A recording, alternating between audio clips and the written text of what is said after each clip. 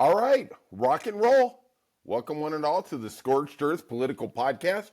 I am your host, John. And if you could be so kind, hit that like and subscribe button. It means a lot to us. And here we welcome all, sinner and saint, friend and foe.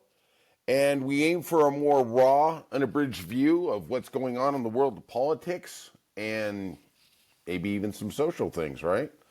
And my personal opinion is legacy media, the big networks, CNN, ABC, CBS, especially Fox, are corrupted by the power, the access, and just their own vanity to actually tell us what's going on.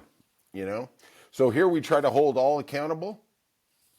We're taking no prisoners, we're telling no lies, and let's have a little sip here. And let's burn it all down. All right. First story of the day is President Trump had his big call with Vladimir Putin. Now, to give you a little backstory, during the campaign of 2024, Donald Trump said he was going to solve the Ukrainian-Russian war in 24 hours. Seems like 24 hours is now a figment of his imagination. I don't know what that exactly means. Maybe an hour is a month. I'm not sure what all that works. But he came into the negotiations the past couple weeks because basically Russia is just grinding down Ukraine. They realize that the United States is not going to support our democratic ally, Ukraine, like Joe Biden did. And they're just waiting it out. They know Trump is going to blink. He doesn't have the resolve to see this through, for better or worse, right? Obviously, for our democratic ally, Ukraine, who did help us in the Iraq and Afghanistan wars, that we're going to fold. We're going to stop sending armaments like Joe Biden did. We're not going to put more sanctions on their economy like Joe Biden did. And he's just going to wait us out. He knows Trump can only stay focused on something for so long, and then he has to move on to the next shiny object. He's like a dog, right? So the president's hyped up phone call on Monday with his Russian counterpart was mostly served to show how far apart we really are. They talked for 2 hours, and actually nothing came of it.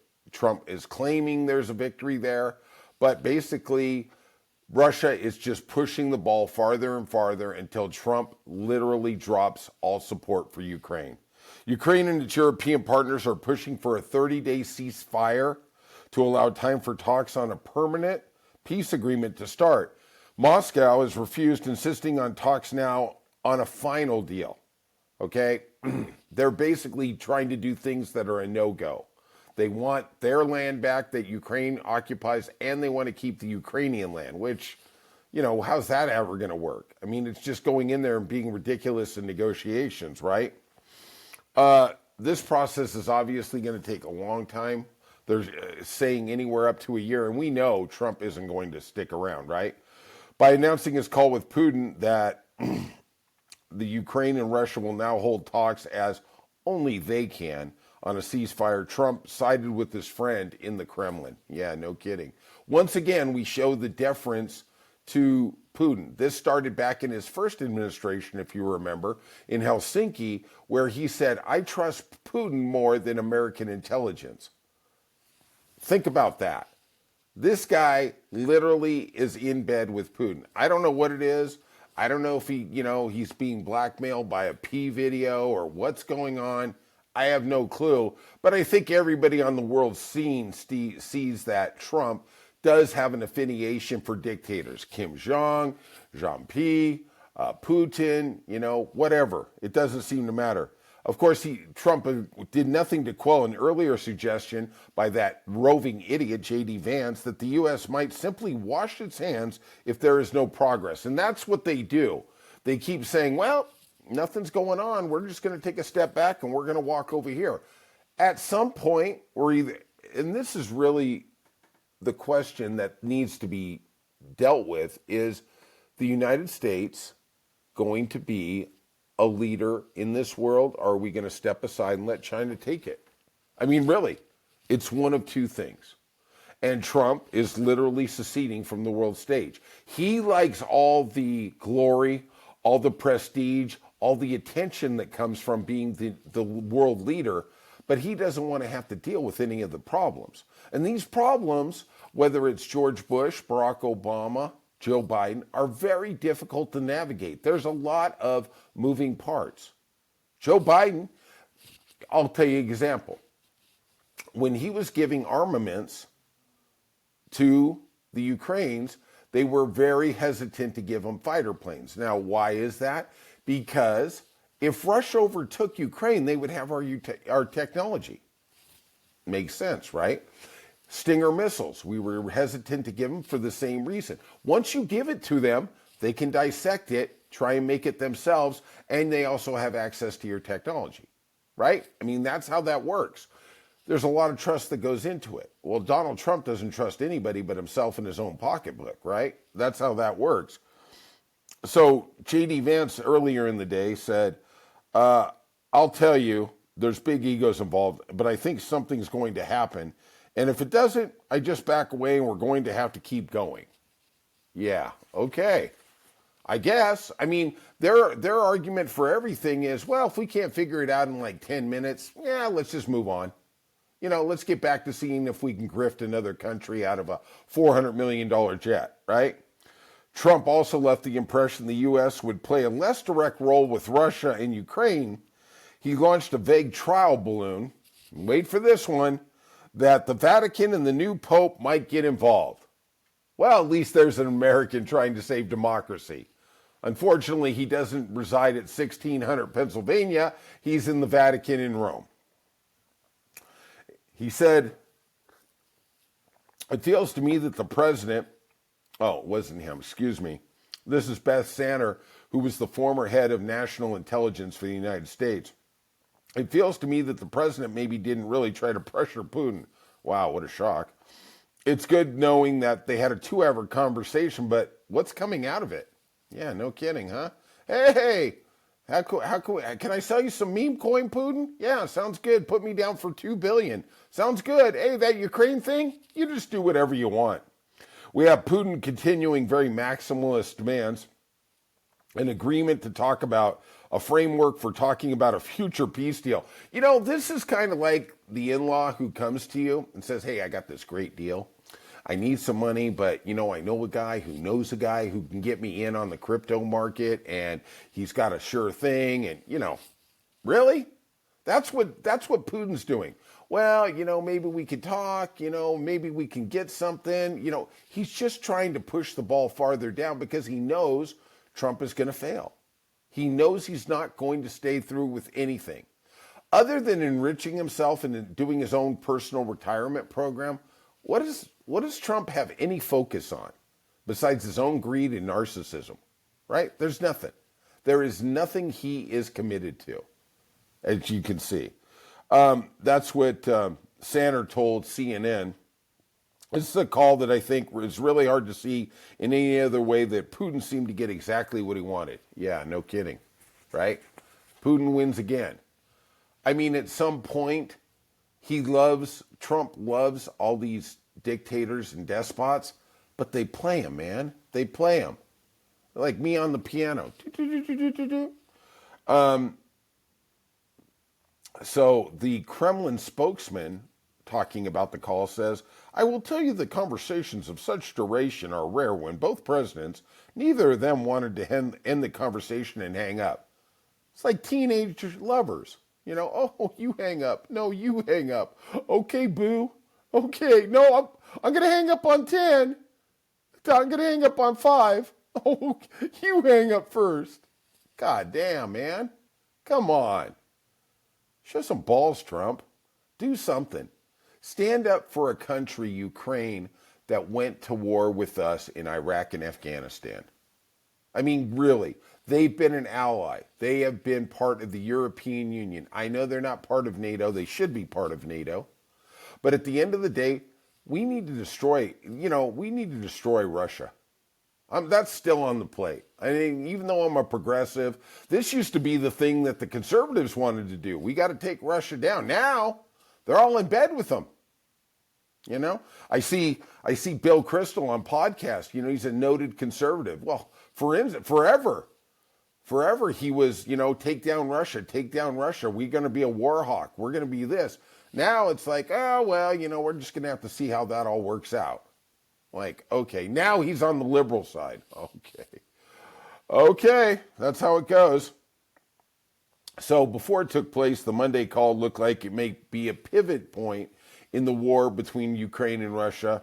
Obviously, like we keep reiterating, Putin won again. He pushed the ball down the court. Nothing happened. Sunday, before the phone call, Steve Witkoff, who's Trump's business partner, real estate buddy, who's now like our special envoy for all the hot spots in the world, said the president has a force of personality that is unmatched. Yeah, when it comes to getting free bribes and things like that, yeah, he is unmatched. In terms of diplomatic skill, yeah, I don't know about that. Trump will not use his leverage, though. And even though he does have it, he can impose more sanctions on Russia. He can actually give armaments to Ukraine. There's the biggest thing. He hasn't given any arms to Ukraine. So, why would Putin even move? You have to actually go, okay, we're going to give him $30 billion in armaments. That is going to change the playing field, right? No. Asked by reporters in the Oval Office why he wouldn't oppose new sanctions or armament deals, Trump replied, because I think there's a chance of getting something done. And if you do that, you can make it much worse. How much worse can it be for the Ukrainian people? They're hanging on by their fingernails. Come on. This has all been about one thing. He wants a Nobel Peace Prize. Okay? That's it.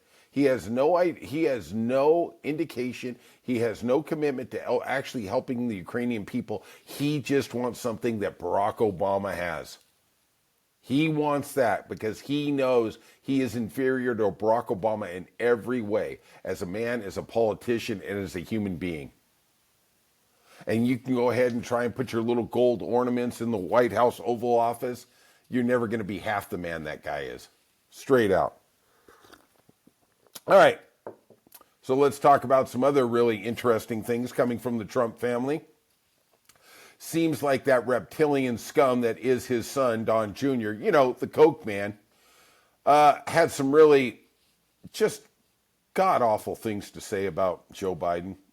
He pinned this to the top of his X feed, which has over 40 million followers. And just think about that. He has over 40 million followers, Don the Coke Man Jr. And he said about President Biden, what I want to know is, how did Dr. Jill Biden miss stage 5 metastatic cancer, or is this yet another cover-up? Don Jr., she is a doctorate of education, not medicine. Hello? A couple hours later, after he got such a backlash and onslaught of negative feed, he said it was a sarcastic retort. There's nothing sarcastic about it. It's not funny on any goddamn level. You are a reptilian, soulless mother effer. Straight up. This is just way out of line.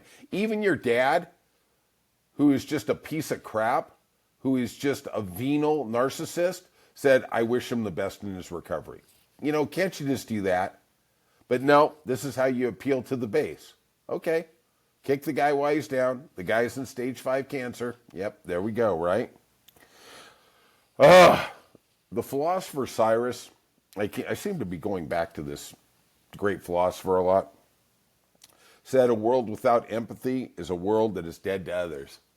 It is amazing to me that these people, I understand the political nonsense that goes on. You say this, I say that. I really do look at Joe Biden as such a dignified man, and I think one of the problems he had is he didn't get down in the mud with the pigs that are the Republicans and really just start beating it down. Remember, for the first couple of years, he wouldn't even mention Trump by name. That other guy. And then Trump took it and said, okay, Biden is mentally impaired. He's whatever. Look, I don't hold that in as serious of a regard because that's just the political schism, right? I mean, that you attack the opponent, okay, it's all fair. But when somebody is ill, do you really need to kick him in the teeth? I mean, he's already got enough on his plate. But, that's Don Jr. He's got white privilege, and that's all that matters. And political privilege, too, right? All right, our final story of the day, and this one really makes me want to throw up, is Ashley Babbitt. She was a January 6th rioter. She broke in to the rotunda. She was trying to access a broken window to breach the House chamber and was shot by a police officer. We've all seen the video. The window was broke. There was police officers on the other side. She was trying to breach it to get in there, to overturn the 2020 results. She was shot as she went through the window. And her family, along with a conservative watchdog group, Judicial Watch, filed the $30 million lawsuit against the government. I can tell you right now, these lawsuits go nowhere. Suing the federal government, you're just not going to win. This was a no-go. The DOJ ruled that it was a correct shooting. The Capitol Police ruled it was a correct shooting. The officers' lives were in danger because of the breach. They had every justification to shoot to save their own lives, to save their fellow officers' lives. So Trump, when he heard about that there was a lawsuit in early January, said, I'm going to look into it. And now we have a $5 million payment that is going to her family. It's blood money. This is just blood money on blood money.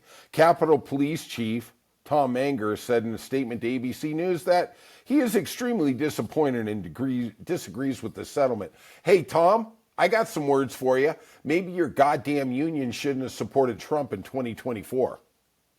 90% of the police unions supported Donald Trump. At some point, now you want to cry. I do believe in supporting the blue. Okay, they got a tough job. They have one of the toughest jobs out there. They need resources, but they also need the support of government officials and politicians. Okay? They're not getting it here, right? He also continued, in 2021, the DOJ investigation determined no wrongdoing by police. The settlement sends a chilling message to law enforcement nationwide, especially those with a protective mission like ours. Amen. Couldn't agree with you more, Tom. Maybe you shouldn't have supported President Trump in 2024. Just saying. Just saying. Trump has repeatedly talked about Babbitt's death as part of his broader vocal support for the January 6th rioters. Of course, he pardoned over 1,600 after he became president. Everybody got a pardon. Even that insurrectionist, terrorist, Terrio. He said to Newsmax last month, I'm a big fan of Ashley Babbitt. Okay, and Ashley Babbitt was a really good person. I'm sure you knew her. Who was a big MAGA fan.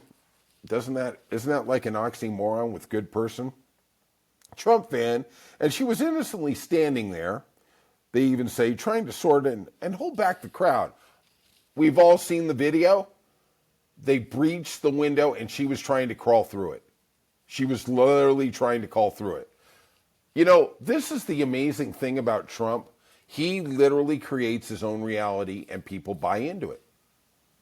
At the end of the day, the video is the video. We live in that age, but he's the guy who says what you're seeing on the video isn't real. And people buy into it. All right. It's what it is, right? All right. That's it today for Scorched Earth. I appreciate you being here. I love you. I love everybody. We're going to make it together because we're on the side of right, we're on the side of good, and we're fighting for democracy. All right. I love you one. Love you all. And we'll see you soon here on Scorched Earth.